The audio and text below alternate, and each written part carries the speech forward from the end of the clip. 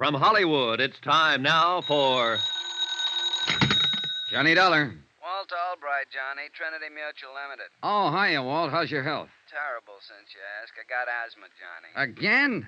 I thought we agreed Yeah, that... I know. I get suspicious. I get asthma. Happens every time. Cure me, will you? What's the case, Walt? Man named Eddie Caylin, Caylin, out in Los Angeles, died yesterday. $5,000 policy, double indemnity. What did he die of? Mysterious circumstances. Well, that's usually a fatal disease, all right, That's it, Johnny. That's all I know. Mysterious circumstances. The body was identified by the widow. I see. Our salesman out there can probably help you. He issued the policy only 6 weeks ago at the request of the widow. Uh-huh.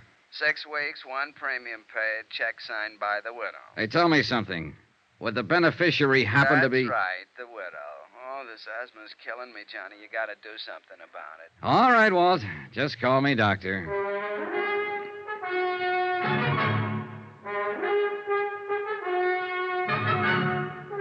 Tonight and every weekday night, Bob Bailey in the transcribed adventures of the man with the action-packed expense account, America's fabulous freelance insurance investigator. Yours truly, Johnny Dollar.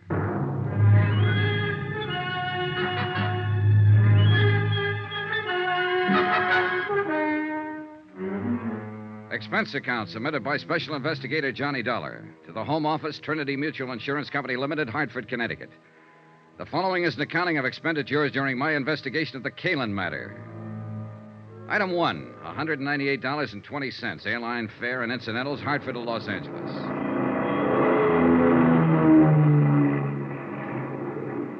I hadn't arranged for anybody to meet me when I arrived at L.A., so I picked up my bags and headed for the taxi stand. Mr. Dollar, please. Wait a second. He was a small man, nervous and fluttery, with a shiny pink nose and a face like a little white rabbit. I was watching for you out on the ramp, but somehow you must have slipped by. And you are Mr. Dollar, aren't you? Yes, I'm Johnny Dollar, but I don't think I... Welch. Presley Welch. I'm the... Oh, yes, you're the district salesman here for Trinity Mutual. That's right. Well, how are you, Mr. Welch? Well, I'm out of breath at the moment. From running, you understand. You see, I'm troubled occasionally by asthma. You too? Oh, do you have asthma, Mr. Dollar? No, it's a friend of mine in Hartford. Oh, Oh, well, you don't say. Yes, in fact, I came out here just to cure it for him. Out here? Oh, this is the worst place you could have come. Oh, you see, the smog here is so bad. Oh, no, I do believe you're joshing. I guess I am at that. Come on, let's add to my expense account with a cup of coffee. Oh, do you really think we should? Oh, why not? Let's be daring. All right, let's. I always say if the company can't afford it, come on. If Presley Welch sold insurance the way he answered questions, it was amazing that he hadn't starved to death years ago. He skidded around the field, flip-flopped overhead, and buzzed the tower, all verbally, of course, and for 15 minutes he didn't touch a wheel to the ground. But when he did finally land, he came in with a swoop. I do hope you'll accept my apologies, Mr. Dollar, for causing all this trouble, because the whole thing is my fault, of course. Oh, I don't see how, unless you murdered Eddie Caylin. Why, I scarcely knew him. A perfect alibi. Oh, no. You misunderstand. Well, I'm just joshing. What I meant was, I wrote the policy, and I knew better right when I did it. Oh? What do you mean? Well, Mr. Caylin was quite facetious about the whole procedure. When I tried to point out the retirement security factors in our multiple endowment plan, he actually laughed. You don't say. Yes. He said all the security he'd asked for was 2 aces up and 1 for the kicker. Well, what about Mrs. Caylin? What was her attitude? Well, she was quite serious about it. Wasn't she the one who actually applied for the policy? Well, not technically. The beneficiary can't, you know. It's against the rules. Yeah, I know, but didn't she... Well, she was the one, yes, that called me and asked me to come out and talk to her husband, and he finally signed the application, but he seemed to regard it as a joke. He only did it as a favor to her, something of that sort. And now it's turned out to be a $10,000 favor. What kind of a woman is she, Mr. Welch? Well, she's quiet, well-mannered, quite charming, I thought. I must confess I felt a good deal of sympathy for her, in view of her husband's incessant flippancies. A real happy fellow, huh? Oh, positively frivolous, Mr. Dollar. And I should have been warned by his attitude.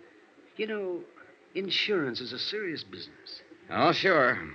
But Eddie Caylin didn't laugh himself to death. Oh, my. Oh, he died in the fire when his automobile caught... Laugh. Oh, I see what you mean. Say, tell me, how well did you get to know the Caylins, Mr. Welch? Oh, hardly at all. I saw Mr. Caylin twice. Once at his apartment the evening I sold him the policy, and then 2 weeks later at my office when he came in to sign the paper. And Mrs. Caylin? Only once, that evening at their apartment. She phoned me earlier in the week. And you haven't seen her since her husband's death, huh? No. I phoned to express my sympathy, but she wasn't available. She hasn't filed a claim yet. No, but I knew she would, so I took it on myself to notify Hartford. I just can't help feeling guilty about this, you know. Yes, so you mentioned. Not that I really am, of course, but, well, you understand. It's Oh, sure, I understand. Well, I'll keep in touch. Watch out for comedians, Mr. Welch. Watch out for who? Oh, comedians, watch out. Expense account item 3, $6.35. Taxi fare to the Beverly Wilshire Hotel, and a second taxi to the West Los Angeles Precinct Police Station. The case wasn't being handled by any of the usual departments, Bureau of Homicide, Missing Persons, and so on. The man in charge was Detective Sergeant Jose Reynosa, unattached, working out of the Central District on special assignment. Pull up a chair, Mr. Dollar. When I talked with him in his office, Reynosa told me the reason for it. Yeah, it's a funny deal, Mr. Dollar. The facts in the case could point a lot of different ways. But the way it stands right now, they just don't add up in any direction. At least not quite. Do you mind filling me in on some of those facts, Sergeant? I'll be glad to. Last Thursday morning at 4:20 a.m., we got a call relayed through the fire department to investigate a burned automobile out on the Palos Verdes headland, up in the hills above the harbor. The car was lying in the bottom of a ravine below the road, and it was a total loss. Apparently, the gas tank had burst and flooded the whole interior. Oh, what do you mean, apparently? Well, the upholstery may have been deliberately soaked with gas. The arson squad isn't sure. I see. That's why this case doesn't quite fit into any niche, Mr. Dollar. It might be homicide, might be arson, missing person, or only an accident. We're not sure yet. Anyway, there was a body in the driver's seat, burned to a cinder, unrecognizable. But we did recover a few personal effects. A signet ring, keychain, wristwatch with the strap burned off, a wallet badly scorched. I noticed the keychain has a metal tag with the address stamped on it. Yeah, that and a part of the driver's license were the only leads. Eddie Caylin, Argus Terrace Apartments up on Sunnyway Drive above the Strip. So we went up there and we ran into a second surprise. What do you mean? Nobody home. We attained access, found the place in a mess. There'd apparently been a fight, a chair and a couple of lamps were broken, and there were bloodstains in the living room. What about Mrs. Caylin? Located her the next afternoon. She'd been spending a few days at a friend's cabin up at Arrowhead. Does the friend confirm it? She was there alone, had her own car. Yeah, she might have come back to town that night, but we got nothing to prove it. Or disprove it. Right. Just another one of those maybes. That's all this case is, a collection of maybes. Yeah, I see what you mean. Tell me, Sergeant, just who was Eddie Caylin? Eddie Caylin, male, Caucasian, height 5'11", weight 175, complexion olive, hair medium brown, eyes gray, age 34, birthplace Chicago. What was he? What did he do? He called himself a promoter. Done a lot of things. Small-time agent for a while, handled a few singers and dancers, vaudeville and nightclubs. Been a bookie off and on, but mainly he was a gambler. Oh, and there's another maybe for you. Now, how's that? According to rumor, Eddie was in an all-day poker game. It broke up only a few hours before we found the car. The game was supposedly run by a big-time gambler named Topo Leanley. And the word has it that Eddie cleaned up something over $60,000. And there was no money found on the body? Nope. Have you talked to this, Topo? Sternly. We had him in here for 4 hours this morning. He never heard of Eddie Caylin. Wouldn't know a poker deck if he saw one. Spends all his spare time raising petunias and driving his dear old mother to church. Like that, huh? Like that. So there's another one for you. Maybe Topo didn't like the idea of losing $60,000, decided to get it back. Or maybe the widow wanted the insurance, or it could be that somebody else took a crack at him. And it's possible, of course, that Eddie mailed the $60,000 to a blonde in Milwaukee and just ran off the road by accident. Yeah, it's possible. But I don't think so. I don't think it was an accident. I'm always getting cases like this. It's the kind they always put me on. Officially, it's because I'm a college man and majored in criminology, but actually, it's because I'm a Latin, Mexican ancestry, and they know I get certain feelings about a case, hunches. Oh?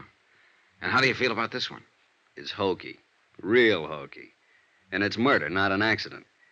But beyond that, quien sabe. Why don't you poke into it a little, see what you can find? Then maybe we can talk it out some more over a bottle of Muscatel. Yeah, good idea. Where can I find Mrs. Caylin? Oh, the widow? Well, that's a good starting point. She's out at their apartment. There's the address. Okay, thanks. Oh, just one other thing, Sergeant Reynosa. When you gained access to the apartment, I assume the door was locked. Yeah, it took a little effort. Oh, what kind of a lock? Automatic night latch? Spring cylinder? No, it was an old-fashioned Warden bolt. Had to be locked with a key. Mm-hmm. What are you getting at, Mr. Dollar? Oh, a hunch of my own, Sergeant. Let's save it for the Muscatel. See you later. Expense account item 4, $2. Taxi to the Caylin apartment in West Hollywood. It was shortly after dusk by now, and the lights were coming on all over the city. It was a cool, clear night. Los Angeles at its best. As we swung off the Sunset Strip and started climbing up into the hills, I looked back across the basin toward the dark mass of the Palos Verdes headland that bounded the far side of the great carpet of lights. 3 nights ago, a man had died over there in the darkness. And in a few minutes now, I'd be talking to his widow. Or at least to the woman who claimed to be his widow.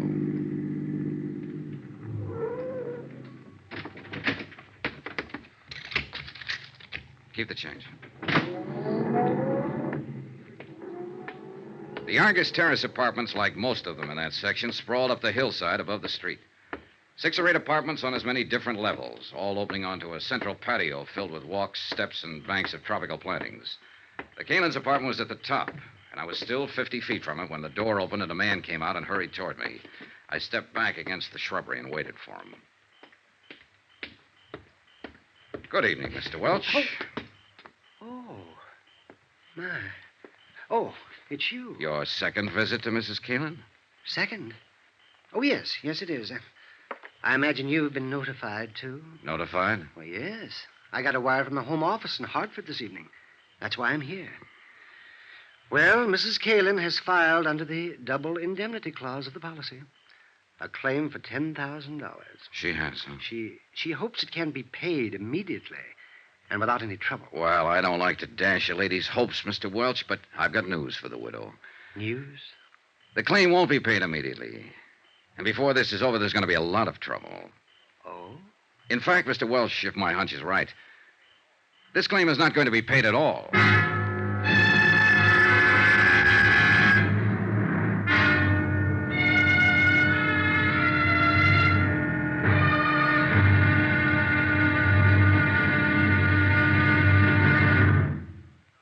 Now, here's our star to tell you about tomorrow's intriguing episode of this week's story. Tomorrow, a lovely girl lies, cries, crosses her heart, and hopes to die. And a killer fires from the dark. Join us, won't you? Yours truly, Johnny Dollar.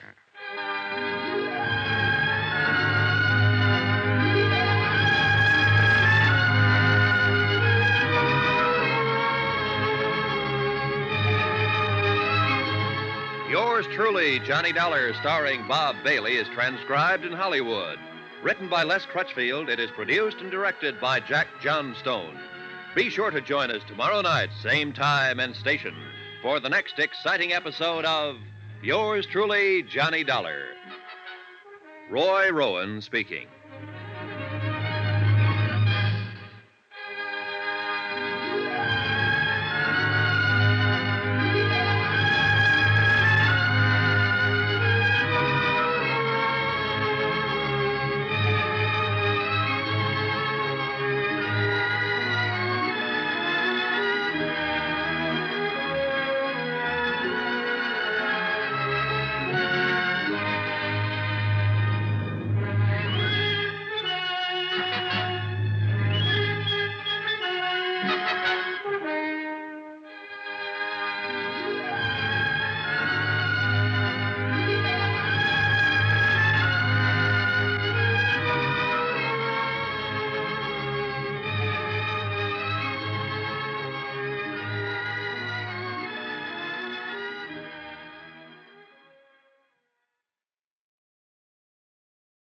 From Hollywood, it's time now for...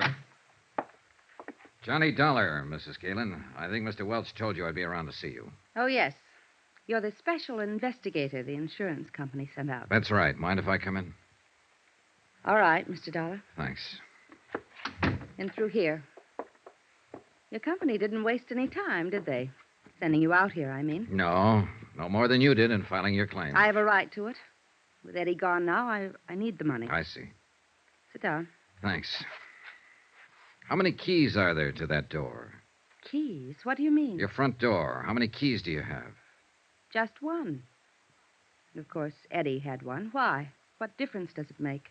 Just about enough difference to hang somebody. Cigarette, Mrs. Caylin?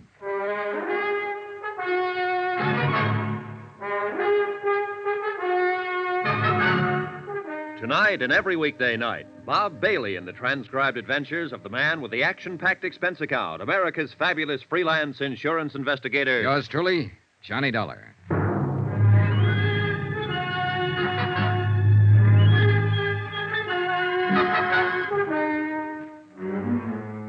From Special Investigator Johnny Dollar, location Los Angeles, to the Home Office, Trinity Mutual Insurance Company Limited, Hartford, Connecticut. Assignment, the Caylin Matter. Expense account continued.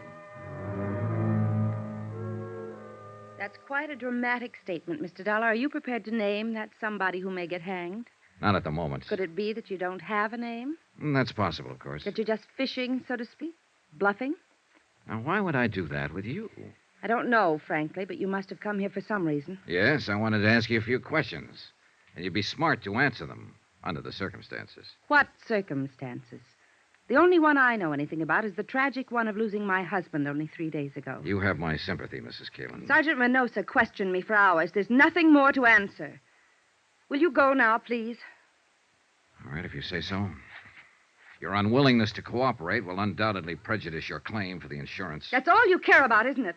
Finding some excuse for not paying off the policy. Now, wait a minute, Mrs. Caylin. I'm not crooked, and neither is the company. If a claim is legitimate, they pay it, always. I'm sick of being under suspicion, of being accused. I'm not accusing you of anything. All I'm after is some information. And if you refuse to give it... Good night, Mrs. Caylin. No, wait. Wait, Mr. Dollar. Yes? Don't go. Come back, please. I'm sorry. I've been under such a strain, on edge. Forgive me. That's all right. Forget it. I didn't mean what I said, but I've answered so many questions. And to go through all of it again, well, it seems so pointless. Yes, I understand. But I've found that people say things to me sometimes that they forget to say to the police. They're more relaxed, I guess. Don't feel they're on the spot so much. That's true. But I thought it was just me. No, you're not alone. I remembered something like that after I talked to Sergeant Minosa. He wanted to know where Eddie hung out mostly, bars and so on. Could only think of two. What are the names of the bars, Mrs. Caylin? The Eloines on Beverly Boulevard and the Brass Monkey Inn down on the Strip. What difference does it make? Eddie wasn't killed in a bar. No, but he probably met people there, talked to them. You see, it's a matter now of trying to reconstruct his life, step by step, right up to the moment he died. You'd be surprised how much bartenders see and hear. And remember. I suppose they do. All right, Mr. Dollar. I'll be glad to answer any questions you want to ask. Good. One thing, though. I wasn't expecting visitors, of course, and I wonder if I could have just 5 minutes to change and freshen up a little. Oh, well, that's unnecessary. I won't be here long. But I'd feel better, really. Do you mind? No, of course not. Go ahead. I'll be right back.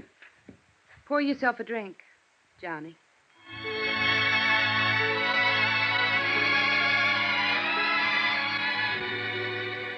I had the drink and waited and got ready to brace myself. I've been through this before. Attack plan number 2, a common garden variety. When you can't beat 'em, join 'em. And when the joiner is a lovely woman, the maneuver usually starts with some paraphrase of, slip into something more comfortable. Why don't you have a drink? And a sudden switch to first names. And it always ends up with you and I against the world.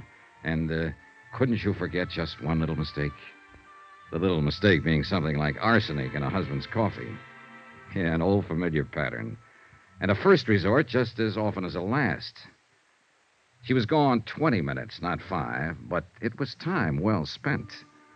A carefully casual touch with the hair. Makeup skillfully softened. Perfume. And one of those frothy nylon jobs designed for that special evening in. Bugle call, charge. Like another drink, Johnny? Thanks. I still have some. I think I could use one. Would you mind? Sure. What do you have? Scotch and soda, please. Thanks for being so patient. I feel better now. More, comfortable, huh? Something like that. Easy on the soda. Right. There you are, Mrs. Caylin. Thanks. Would you do something else for me? Oh, I'd be happy to. But I don't know your first name. Touché. All right. What are your questions? How do you think it happened? I don't know. Not some enemy, because Eddie didn't have any. Just friends. Too many friends. Who are some of them? There's only one who really fits the definition, who's really lasted. His name is Pete Steimer. Pete Steimer. Where can I find him? You can't.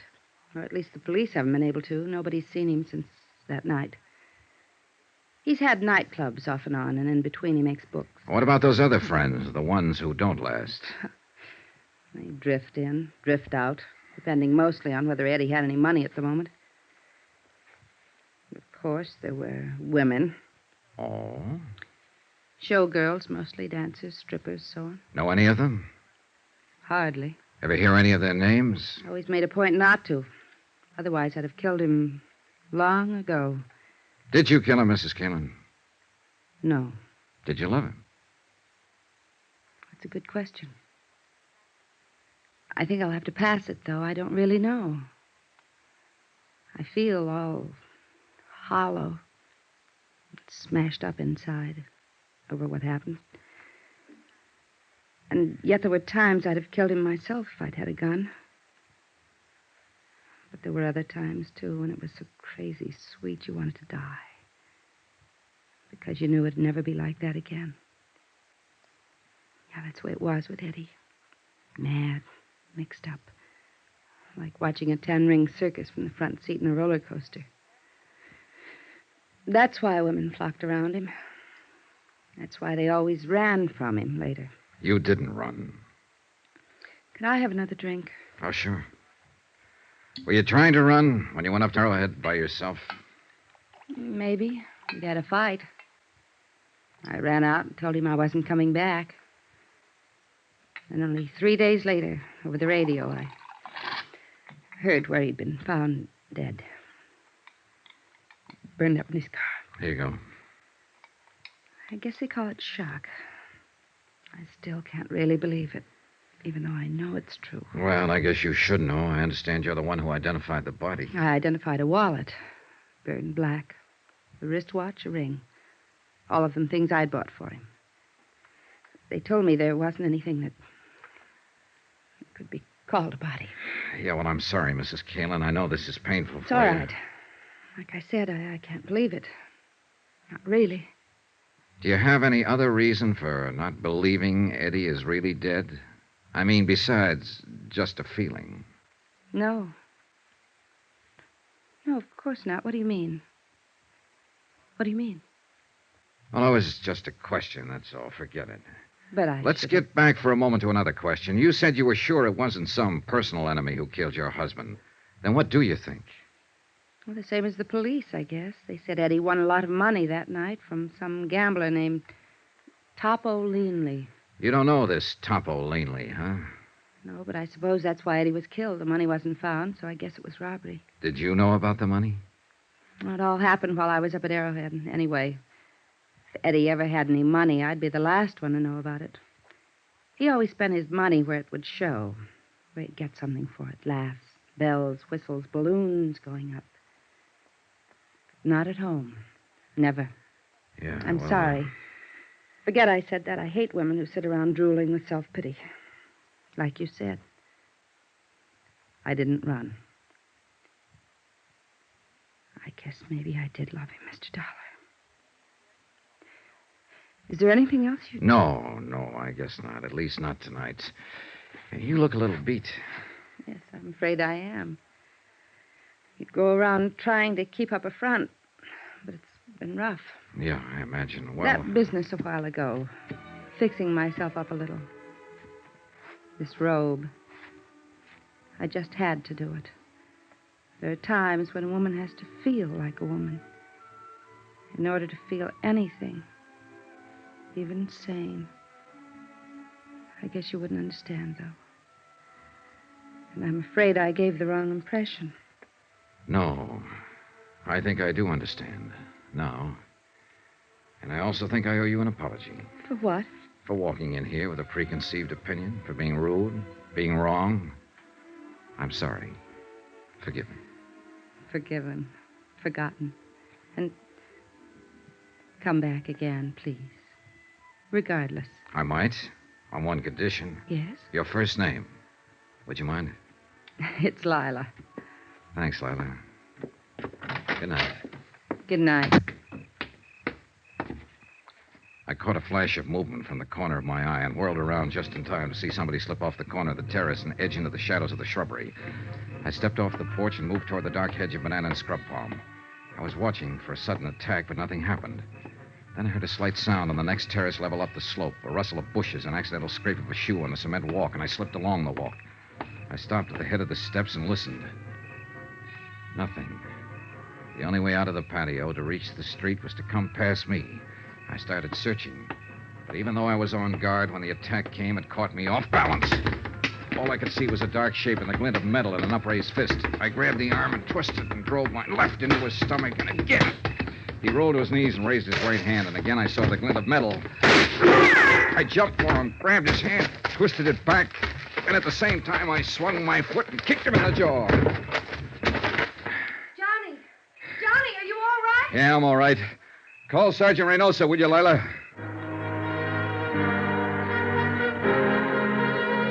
He was out cold.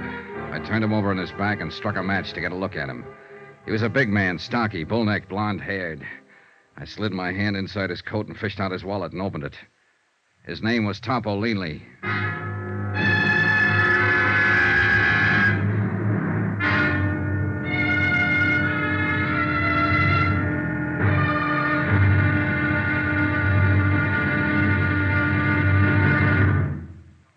Now, here's our star to tell you about tomorrow's intriguing episode of this week's story. Tomorrow, we meet a Latin doll from Santa Monica, an erudite bartender, and a terpsichorean ecdysiast. And they're all in the cast. Join us, won't you? Yours truly, Johnny Dollar.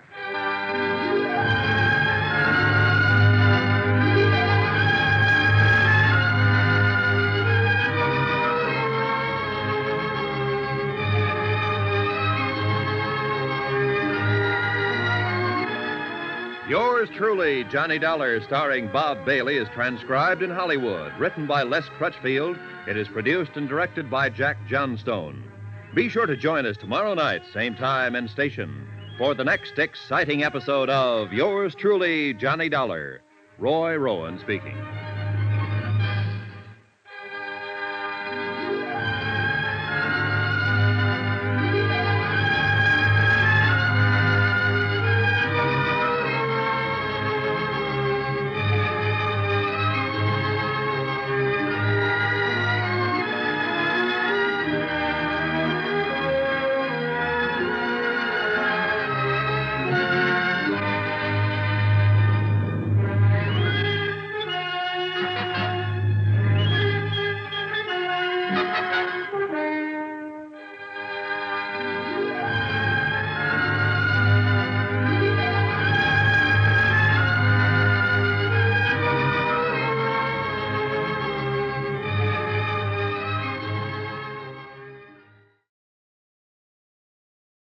From Hollywood, it's time now for...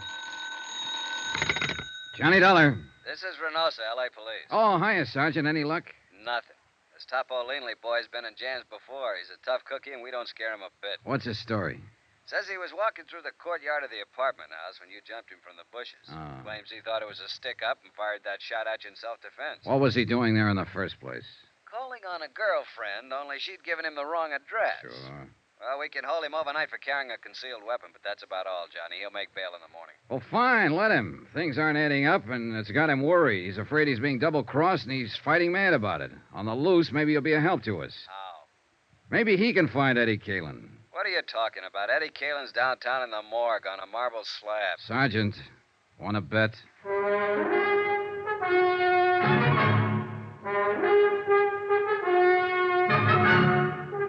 Tonight and every weekday night, Bob Bailey in the transcribed adventures of the man with the action-packed expense account, America's fabulous freelance insurance investigator. Yours truly, Johnny Dollar.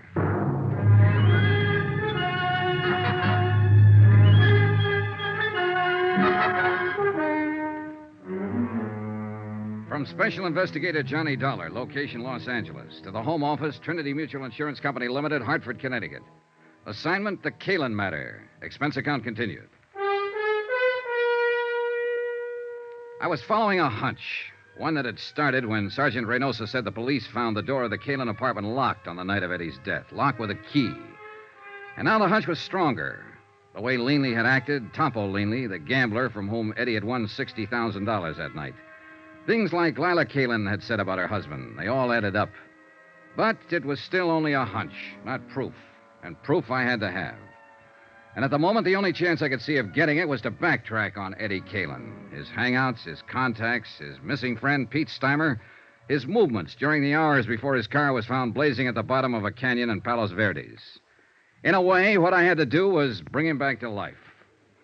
Expense account item 6, $14.10. Transportation 2 and incidentals at a dim little hole-in-the-wall bar out on Santa Monica Boulevard called the Cafe Eloines. It was an out-of-the-way clip joint dedicated to the mood Caribbean, complete with palm fronds, drinks, and coconut shells, and a lovely little hostess with a beautifully developed and well-rounded Latin accent. You would like a nice table, amigo? Oh, this one's fine. But I would like a nice talk. Sit down, honey. Let's get acquainted. Well, maybe for a few minutes. My name is Pepita. Of course. What else? I'm Johnny Dollar. That's a funny name. Oh, I'm a funny guy. Will you buy me a drink? Is that the gimmick here? Gimmick? Well, what do you order? A champagne cocktail? See. For which I pay $2. It's made with 10 cents worth of sauterne. You get a $1 kickback. Isn't that the way it's played? Are you with the Vice Squad? No, forget it. Relax. Hey, look. I'll do better than buy you a drink. What are you doing after you're through here? No dates. When I quit work here, I go straight home, amigo.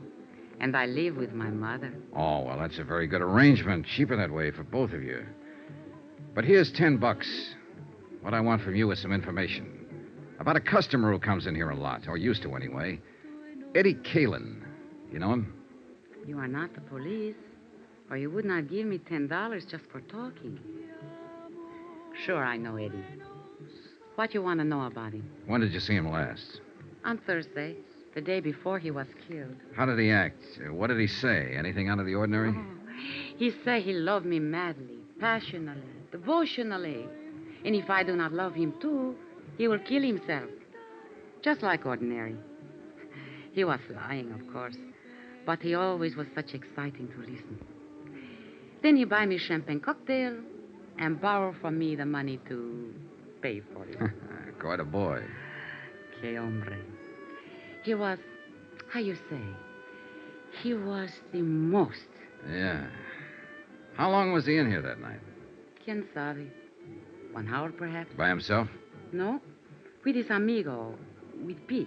Pete Steimer, huh? Si. Have you seen Pete since then? No. I do not think nobody has seen him. What do you think's happened to him? Who knows? Maybe he is too sad for Eddie dying. So he is hide out someplace, all by himself. Well, it's a theory. Did Eddie seem worried that night? No. Scared?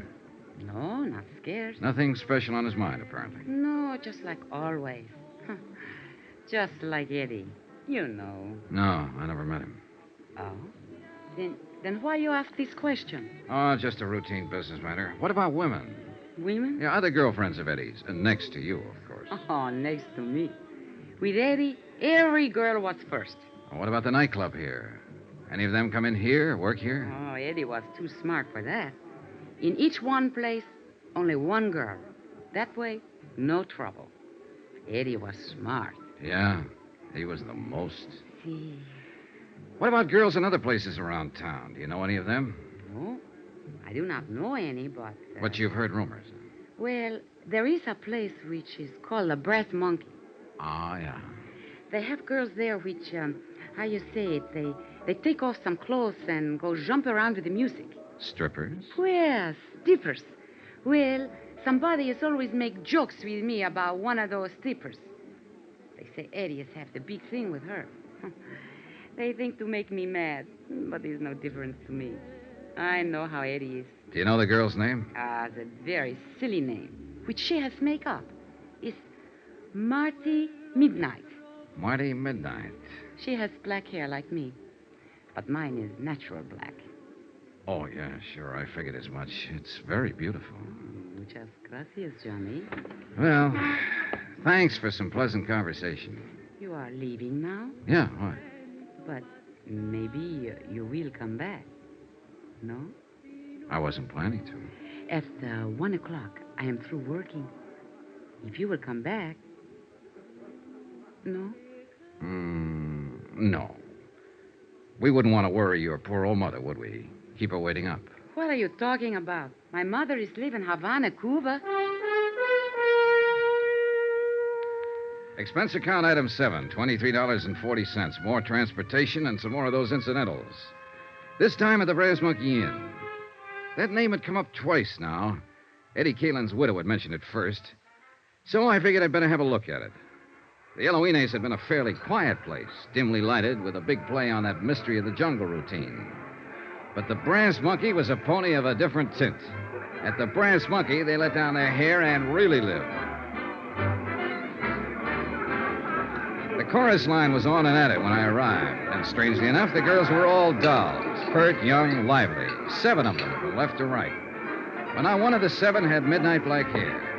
I leaned against the service bar and waited for the bartender to come down out of the clouds and notice me, and he finally did. Oh, sorry, Buster.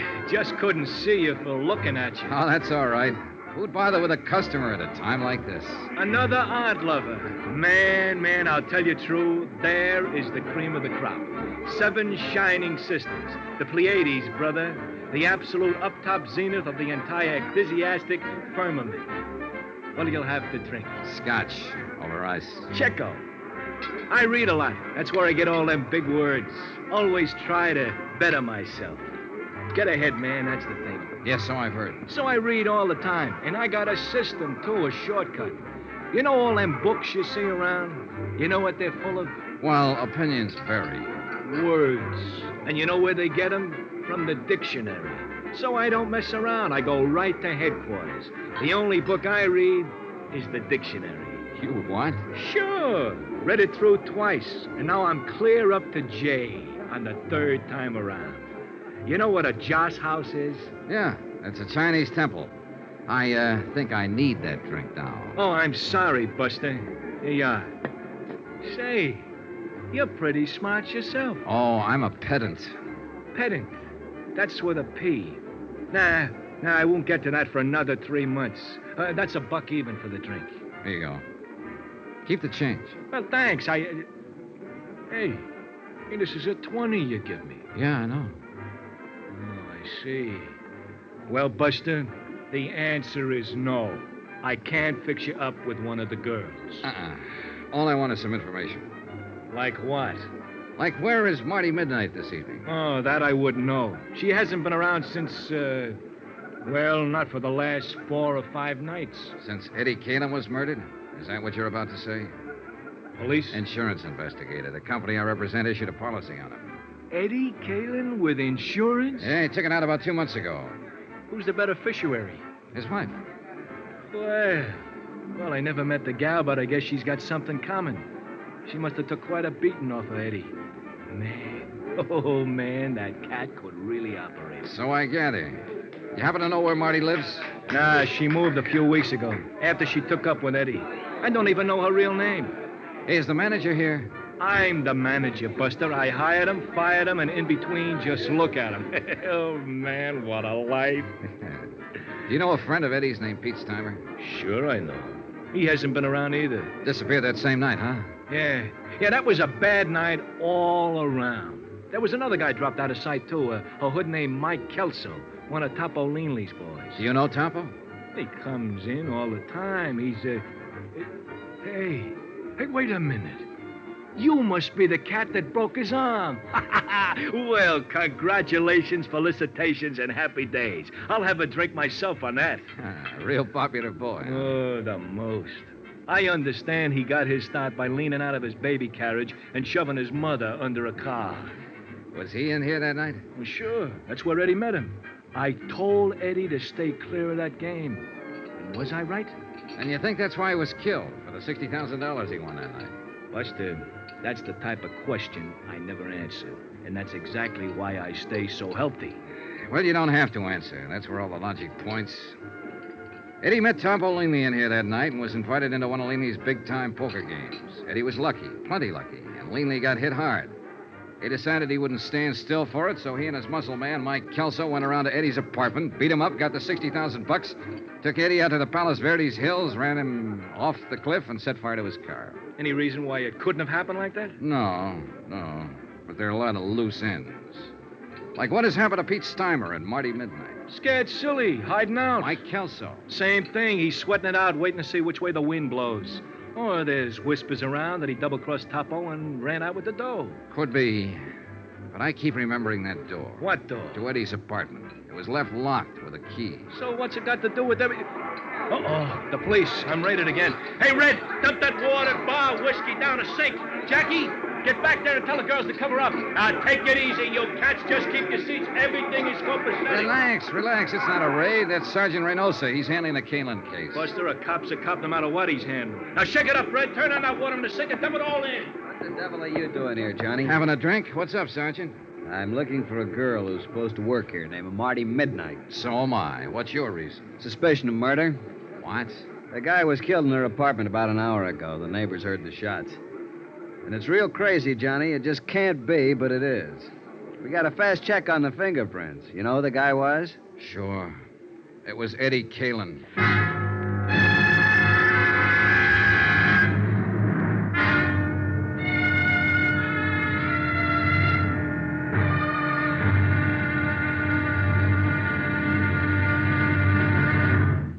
Now, here's our star to tell you about tomorrow's intriguing episode of this week's story. Tomorrow, a stakeout, a manhunt, and a tired intern breaking his heart to keep life in a broken body.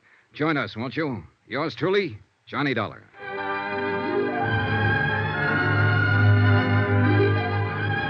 Yours truly, Johnny Dollar, starring Bob Bailey, is transcribed in Hollywood.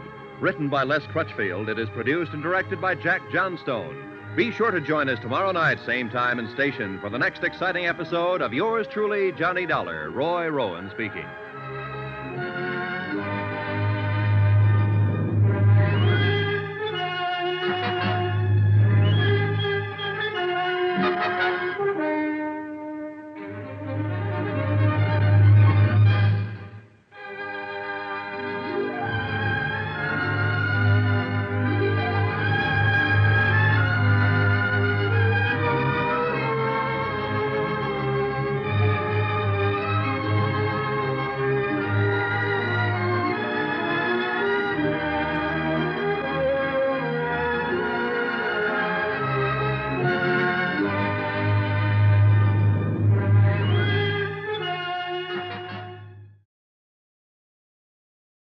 From Hollywood, it's time now for... Johnny Dollar. Johnny? Well, that's strange. Is this Mrs. Caylin? Lila? Yes, someone from the police department asked me to call Sergeant Reynosa at this number, but I didn't... Yeah, Reynosa was trying to reach you, but your phone didn't answer. Well, I was just letting it ring. I was trying to get some sleep. Then the officer came by. Where are you, Johnny? What's happened? We're at the apartment of a girl named Marty Midnight. Ever hear of her? No, why? Lila, you better brace yourself, honey. You've got another shock coming. Shock? What do you mean? Your husband didn't die in that burning auto. Eddie's alive? No, not now. He was shot to death an hour and a half ago here in Marty's apartment. Who did it? I don't know yet. Hang on to yourself, and I'll come by and see you as soon as I'm free here. Will you, Johnny, please? Promise.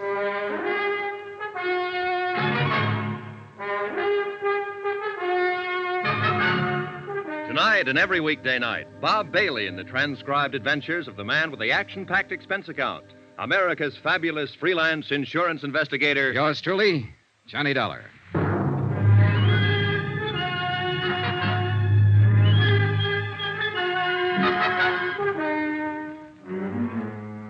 From Special Investigator Johnny Dollar, location Los Angeles, to the Home Office, Trinity Mutual Insurance Company Limited, Hartford, Connecticut. Assignment, the Caylin Matter. Expense account continued. The homicide squad was finishing up its work when Sergeant Reynosa and I got back out to the apartment of Marty Midnight, star stripper of the Brass Monkey Inn. Eddie Caylin's body had been photographed, checked, measured, fingerprinted, examined, sketched, written up, and reported on. Taken out finally under a white sheet. I held the door open for the morgue attendants to get out with their silent burden and stood watching them wheel the stretcher down the walk and load it into the waiting ambulance. A light mist had started to fall, and a damp, cold blanket of fog was seeping down from the dark hillsides of Griffith Park beyond the road. There was a feeling of finality in the air, of the end of things. And for the man who died twice, it was final. Yeah, there was no doubt about it this time. Eddie Caylin was dead. I am tired, Johnny. Just plain dead dog tired. Yeah, it's getting to be a long night. Sit down and start talking. Any particular subject, Sergeant? You know what subject. You weren't surprised when you heard Eddie Caylin had been alive all this time, that it wasn't his body in the wrecked car out in Palos Verdes. How come, Johnny? Why weren't you surprised? Because I was expecting it. Why else? No, you got to do more talking than that. Well, it started with a hunch. And the hunch started when you told me you found the door of Eddie Caylin's apartment locked when you went there that night he was supposed to have died. Yeah, I know. Locked with a key. You mentioned that, but... Well, that was the important part. If it had been a door with a night lock or a spring latch that snaps when you pull it shut, it wouldn't have been anything. It still doesn't, as far as I'm concerned. All right, look. There was evidence there'd been a fight in that apartment that night.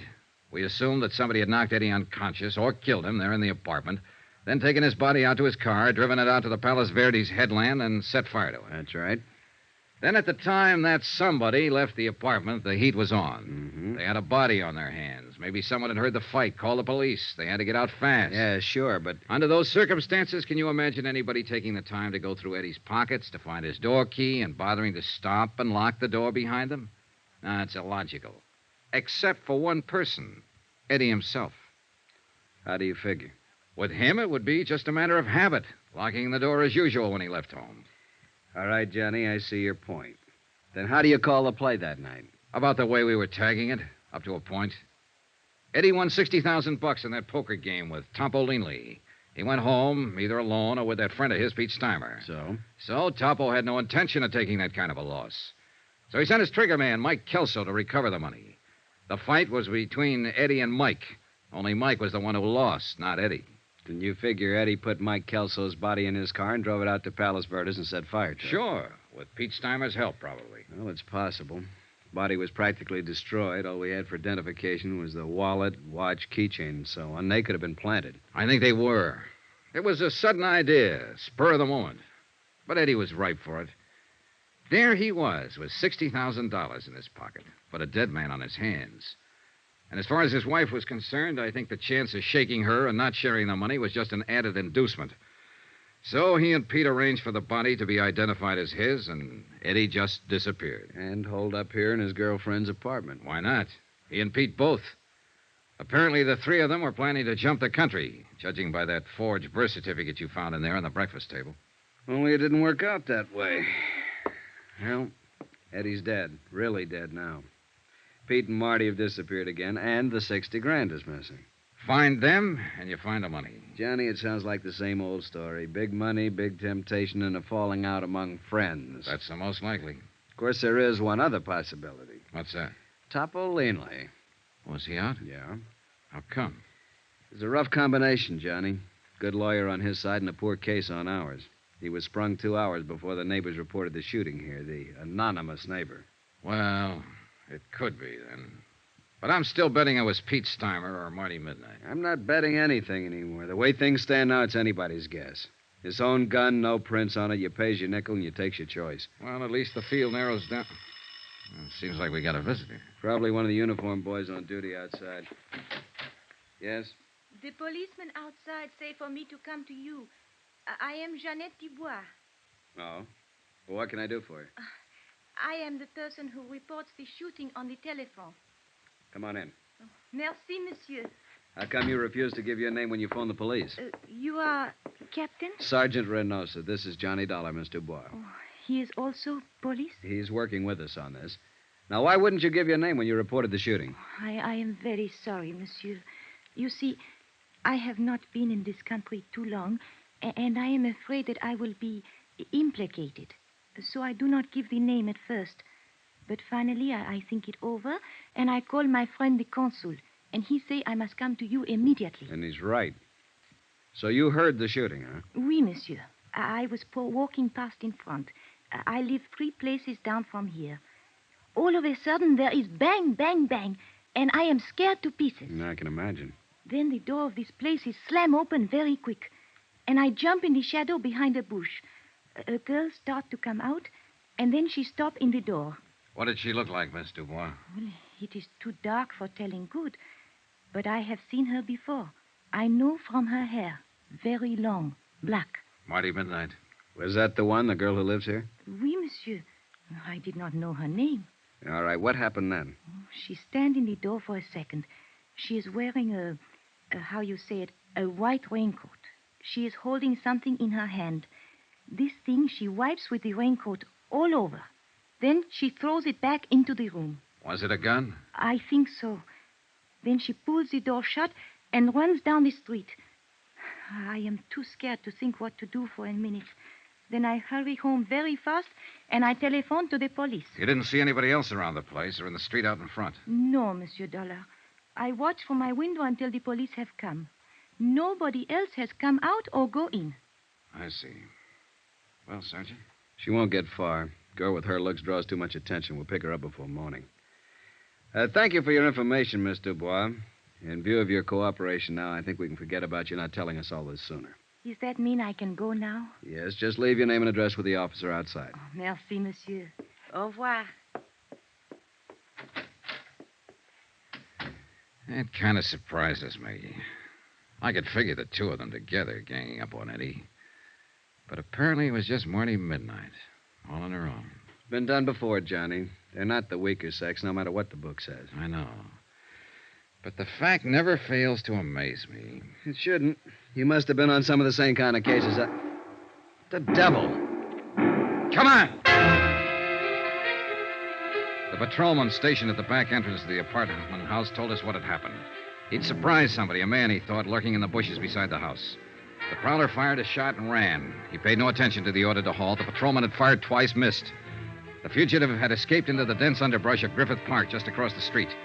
Sergeant Reynosa spotted men quickly along the edge of the brush, set up a portable spotlight from the squad car, sent his other car up an access road to block off the ridgeline, radioed for reinforcements.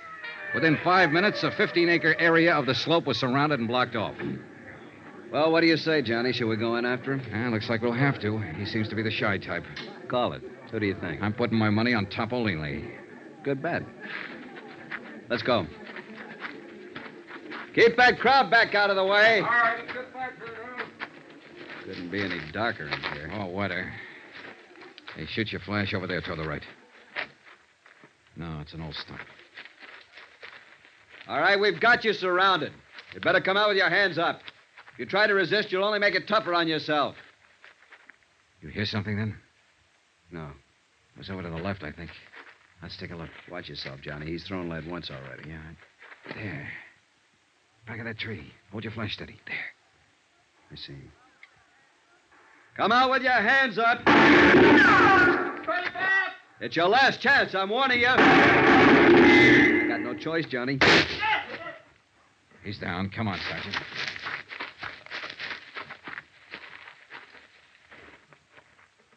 Well, what do you know? It wasn't Topolini. It was Eddie Caylin's friend, Pete Steimer.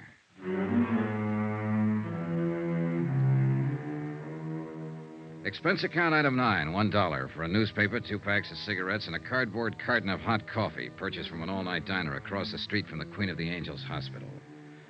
I took them up to the police emergency ward, room 612, pulled a chair up in front of the window, and sat down to wait. Pete Steimer was still unconscious. Still hadn't been able to speak a word since he dropped to the ground with Sergeant Reynosa's bullet in his chest. So I waited.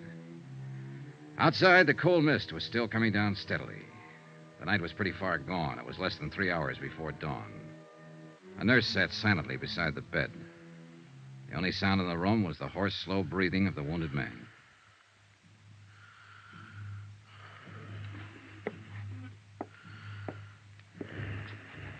After a while, the nurse left the room for something, and Pete seemed to rouse slightly at the sound of the door.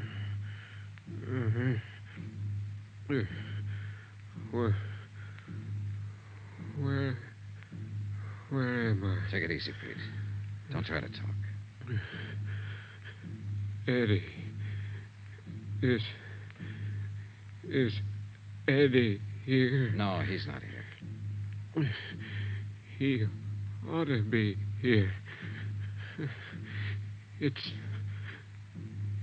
always been like this. Relax now. It's all right. Eddie always runs out and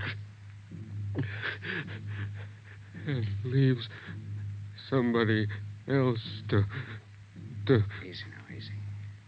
somebody else to face the music. Pete?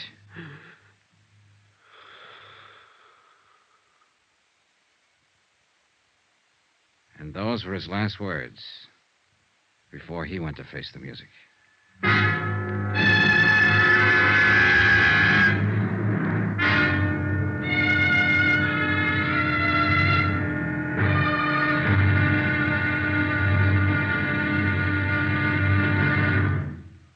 Now, here's our star to tell you about the final intriguing episode of this week's story. Tomorrow, a quarry run to earth, a strange alibi, and a shocking twist at the wind-up. Join us, won't you? Yours truly, Johnny Dollar.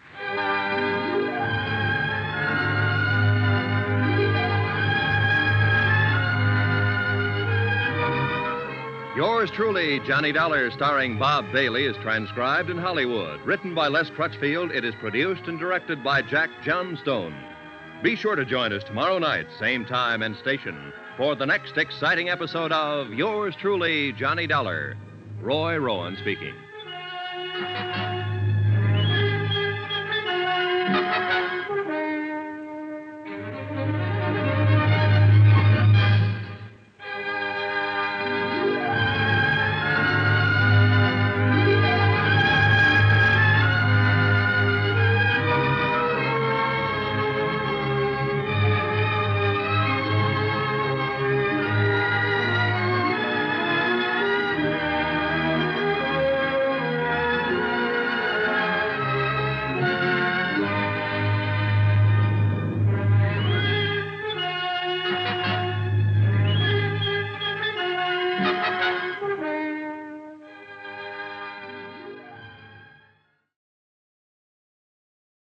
From Hollywood, it's time now for...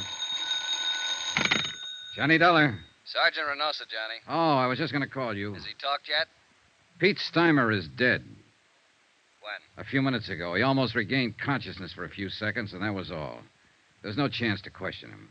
It's too bad. Yeah, he might have been able to clear it up for us. I think maybe it is cleared up, Johnny, or will be at least in the next hour. What do you mean? We picked up Marty Midnight When? Where? a few minutes ago at the bus depot with a ticket for San Diego in her hand. I haven't talked to her yet. They're holding her downtown headquarters. Why don't you meet me there? Fine, right away. Looks like the wind-up, Johnny. I hope so. I really hope so.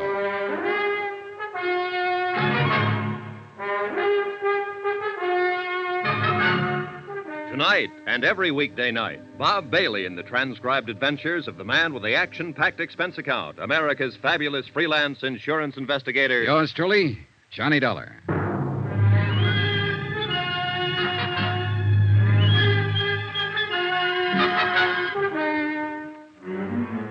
From Special Investigator Johnny Dollar, location Los Angeles, to the Home Office, Trinity Mutual Insurance Company Limited, Hartford, Connecticut. Assignment, the Caylin Matter. Expense account, final page. Item 12, $1.60. Taxi from Queen of the Angels Hospital to police headquarters and interrogation room 9. The police clerk showed me to the observation anteroom and left. I paused for a moment and looked in through the one-way mirror window. Sergeant Reynosa was already there, and the girl, Marty Midnight, sat facing him across a plain wooden table. He was glancing through the arrest file and apparently hadn't started to question her yet. She was younger than I'd expected, not over 22 or 23, and she was obviously scared. But her face was set and ready, sullen, defiant. I tapped on the door, and the jail matron let me in. Oh, come on in, Johnny. Take that chair, if you will. Thanks. When do I get to see a lawyer? You go under the name Marty Midnight? That's right. I said What's your real name? How long have you been in Los Angeles? Where'd you live before that? You see we got hold of here, Johnny? Yeah, I see. One of those wise ones, or so she thinks. If you're ever arrested, keep your mouth shut. Somebody told her that back along the line. She thinks it's good advice. I want a lawyer. Don't talk. They can't pin anything on you. She believes it. She'll probably still believe it right at the door of the gas chamber. I haven't done anything. You gotta let me see a lawyer. It's a law. You'll see one at the usual time. I know that law, too, Marty. And you're not being deprived of any of your legal rights. What's your real name? Well, then I guess we'll have to contact your folks and see if they have any influence. Contact my folks? Who are they? Go on, tell me. Well, let's see. Oh, yes, Mr. and Mrs. John R. Jackline of San Diego at 426... How did you find out? And your name is or was Jean Luann Jackline. Don't let my folks know, please. I'll talk, Sergeant. I'll answer anything you want to know. If you just won't use my real name. If you won't let my folks find out, please. Suddenly, she was just a frightened kid, not a hard-boiled little chorus pony, a nightclub stripper, but only a scared girl who didn't want her folks to find out. She kept her head down, and she answered Reynosa's questions, her eyes lowered like a repentant school kid who'd been caught playing hooky.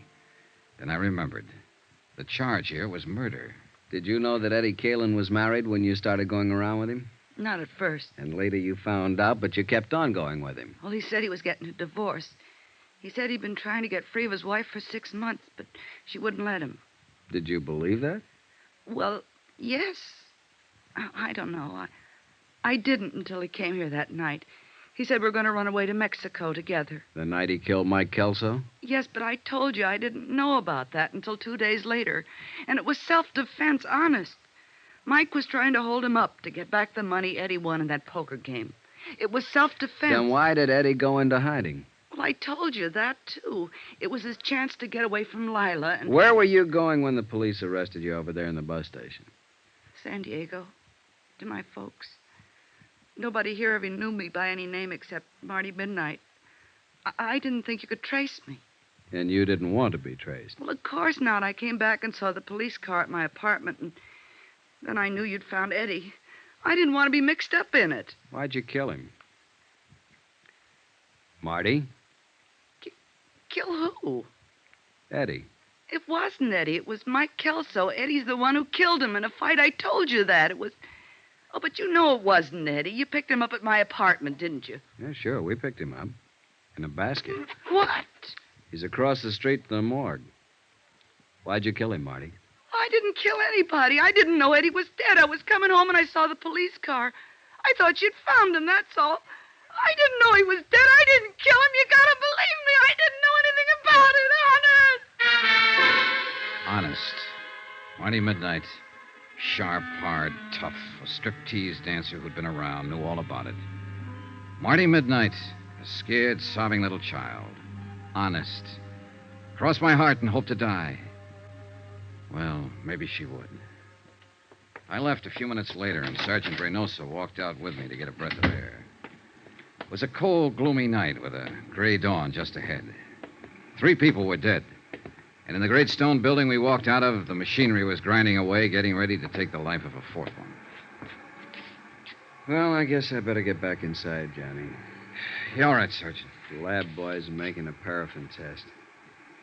You know, it's too bad. She's just a kid. Yeah. I was hoping it'd be Topo Leanley. That I'd love. He's long overdue. Well, he's still on the loose. It's a kid up there. You know it, and I know it. And anything else is just wishful thinking. That witness saw her leave, saw her wipe off the gun, throw it back into the apartment. Yeah, I know. Well... Where'll you be, Johnny? The hotel? Oh, not for a while. I'm going to stop by Lila Caylin's. At this time of night? Oh, she'll be waiting up. I promised her I'd see her and tell her what happened. She's, taken quite a beating out of this mess. Why do they do it, Johnny? Why do dames fall for a guy like Eddie Caylin? Philosophy? At this time of morning? I'll see you later. Expense account, item 13, $2.80. Taxi fare to the Argus Terrace Apartments to talk to the widow and beneficiary, Lila Caylin. Oh, Johnny, come on in. Thanks, Lila. I've been sitting in here in front of the fireplace all night long. I'd almost given you up. Well, a lot of things happen. Man, I'm really beat. Coffee or a drink? Coffee, I guess. Black. Is it all over now, Johnny? Well, it amounts to that. They've apparently got the killer. Who? That girl he was hiding out with, Marty Midnight. She's a striptease dancer. Why?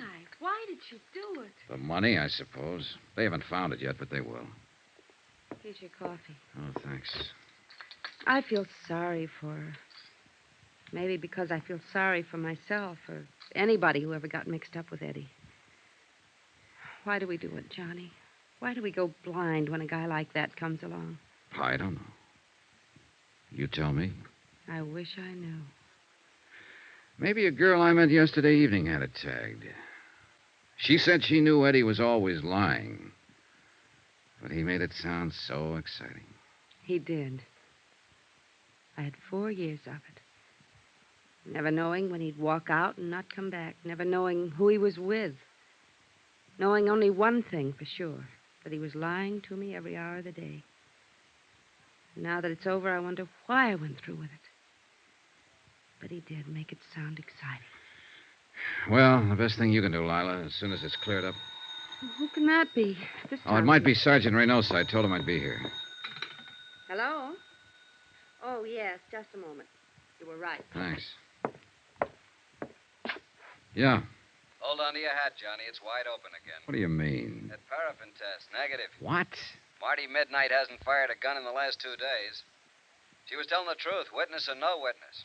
So it looks like Topo Linley's the boy. Sergeant, wait. Huh? What was Marty wearing when they picked her up at the bus depot? Why, well, the same thing she was when you saw her. Skirt and sweater. Did she have a coat on? A short jacket. What are you getting at? Hey, Johnny, you still there? Sorry, I was thinking. And it figures. Sergeant, can you come out here right away? To Lila's place? Why? It's important. Believe me.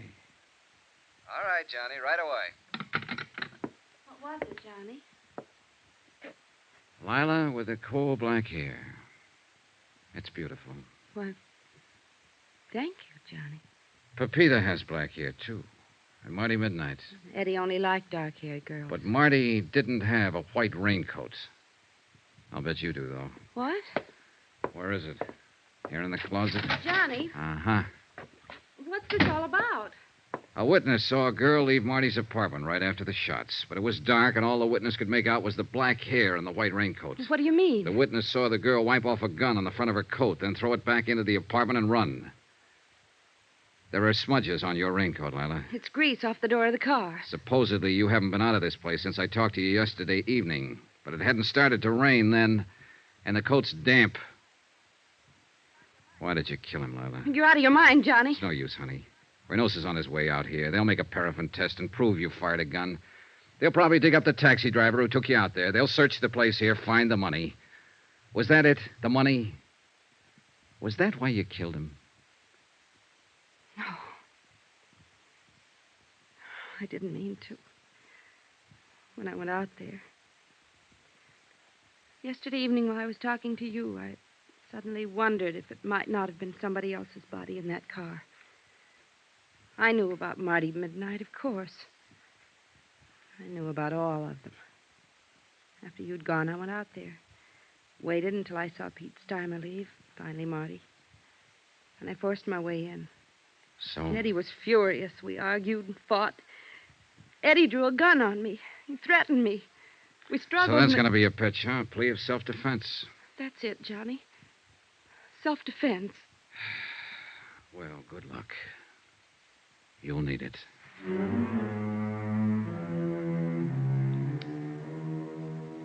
Expense account item 13, $263.35. Incidentals, etc., in Los Angeles and plane fare back to Hartford. Expense account total, $596.85. End of expense account. End of report. Remarks? So the question still stands. Why do they do it? Why do girls go blind when the Eddie Caylins walk in? You might ask a stripteaser down in San Diego.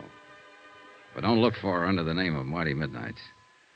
She's Jean Luann Jackline now, a quiet kid. Lives at home with her folks. Yours truly, Johnny Dollar.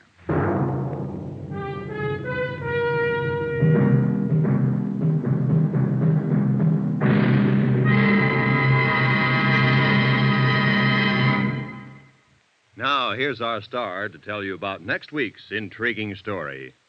Next week, the case of a beautiful girl who refuses to see the man she loves as he really is. A killer. Join us, won't you? Yours truly, Johnny Dollar.